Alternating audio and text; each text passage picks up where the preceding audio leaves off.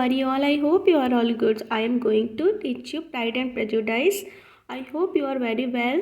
Mostly DDPLSP, KPS, MP TET aspirants. You will know Pride and Prejudice, parts of English literature. और English literature is the most important part of our syllabus, right? So जो हमारा Pride and Prejudice है, this is a novel, romantic fiction है जो हमारे Jain Aster ने लिखा है। प्राइड एंड प्रेजुडाइज मोस्टली हमारे सिलेबस में है, जो एमपी टेट वर्ग 1 वाले हुए, वर्ग 2 जिनका भी है, केपीएस हुआ, तो हमारा लिटरेचर मोस्टली उसमें आएगा, है ना। और ये एनसीईआरटी बेस्ड है। तो pride and prejudice, I will start pride and prejudice, है ना। तो बस I will share my notes, something I try will कि आपको काफ़ी अच्छे से समझ में आई है।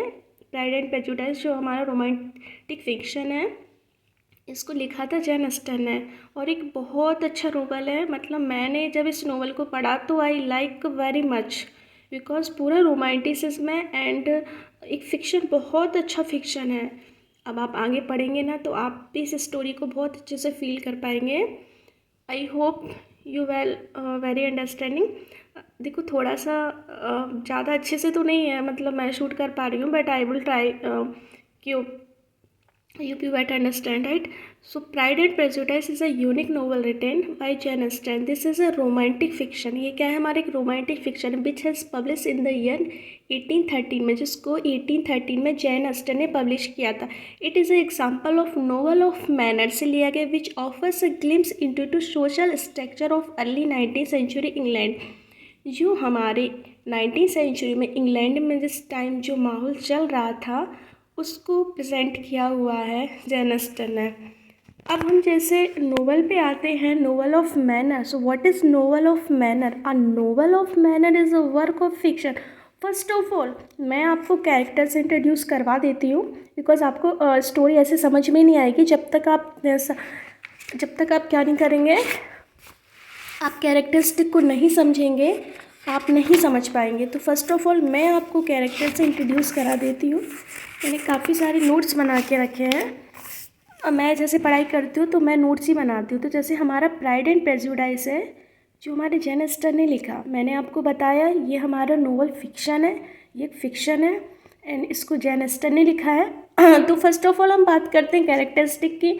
तो इसमें हमारी जो हीरोइन है ना, सॉरी हीरोइन का हीरो हो गया, आप थोड़ा सा इसमें मिस्टेक हो गई। जो एलिज़ाबेथ है ना, एलिज़ाबेथ बेनेट, ये हमारी हीरोइन है।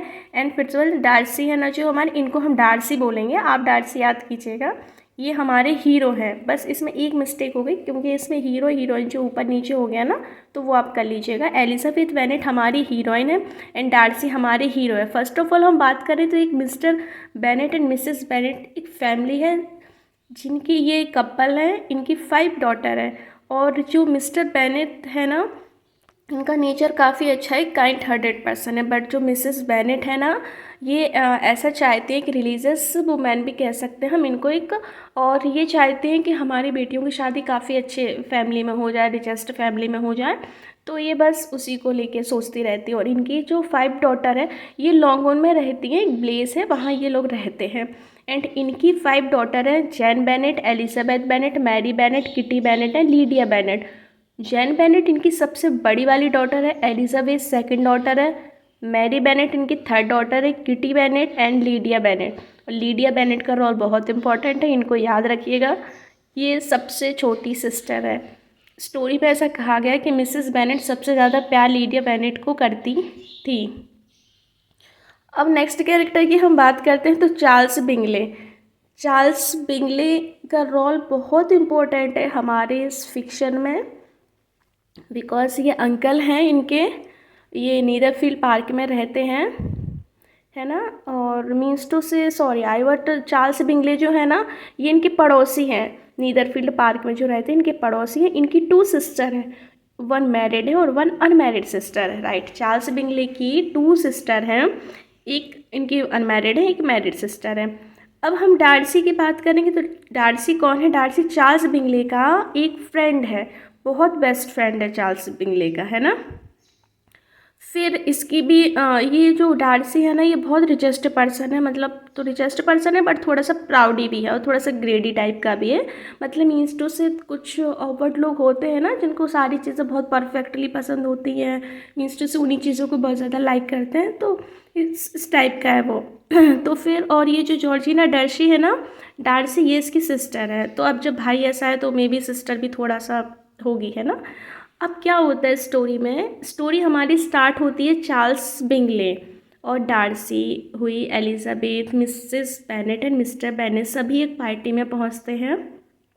कैसे इनकी मुलाकात हुई, कैसे ये लोग एक दूसरे को जानेंगे, स्टार्टिंग रोल अब समझ में आएगा।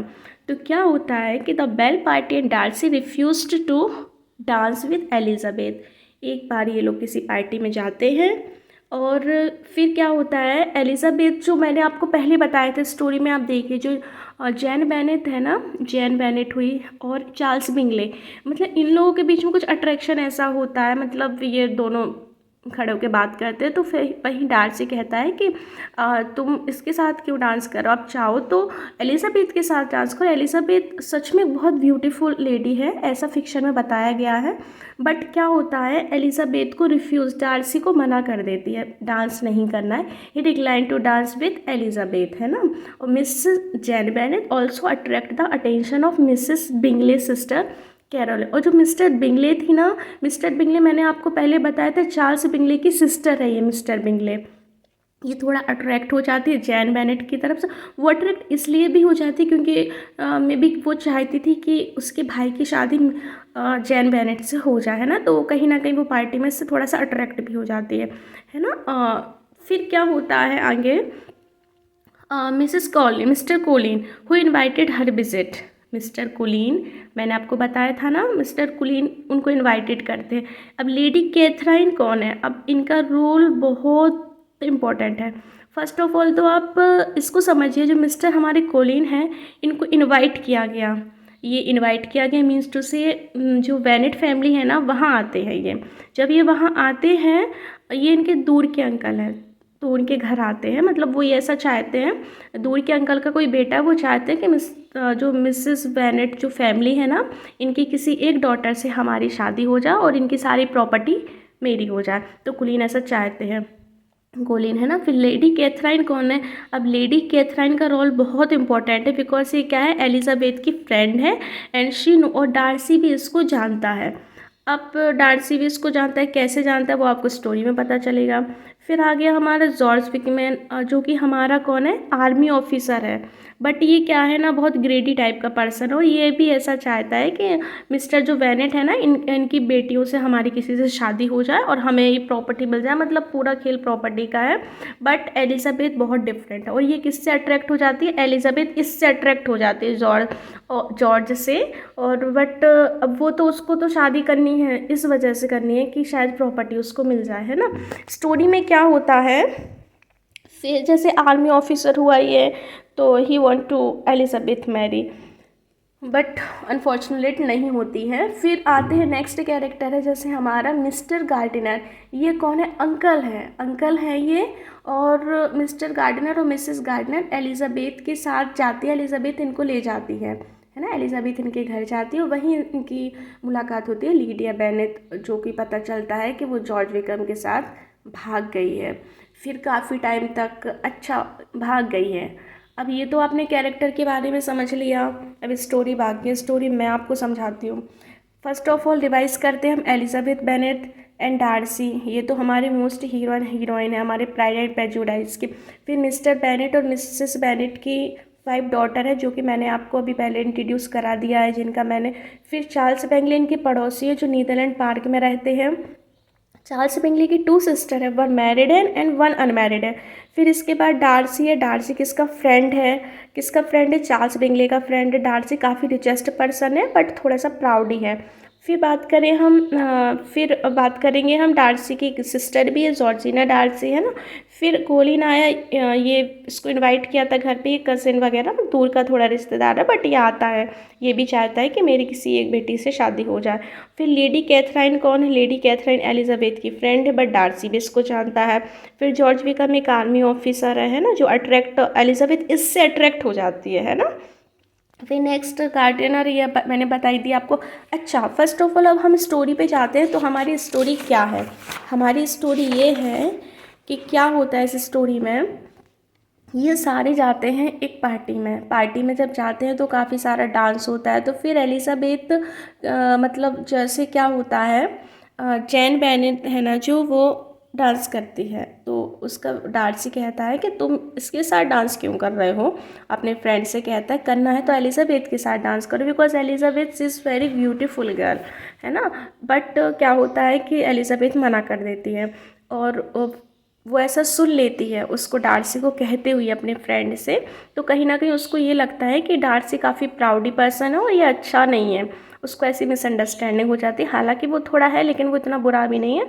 अब ये फ्रेंड उसका, फिर जब क्या होता है, पार्टी के बाद इसके सिस्टर को ये बहुत पसंद आती है जैन बेनेट। फिर ये लोग करते कहते हैं, हालांकि एलिज़ाबेथ उसको पसंद नहीं थी। एलिज़ाबेथ उसको इसलिए पसंद नहीं थी बिकॉज क्या था कि जो मैंने अभी आपको इंट्रोड्यूस कराया था जैन बेनेट जिसके साथ डांस कर रही थी, हु इज़ ही, बताइए कौन था वो?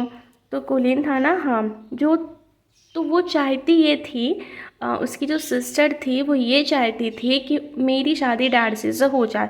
बट डार्सी ऐसा नहीं सोचता था। तो कहीं ना कहीं एलिज़ाबेथ से उसको हेट होती थी कि मतलब ये इससे शादी ना कर ले। तो फिर एक दिन क्या होता है, बट वो अपने भाई के लिए थोड़ा सा पजेसिव थी, तो इस नो के ये सब मैरी कर ले। तो फिर एक दिन उसको इनवाइट करती है, इवनिंग डिनर पे इनवाइट करती है। तो जब जैन बेनेट जाती है तो वो एलिज़ाबेथ को भी ले जाती है साथ में।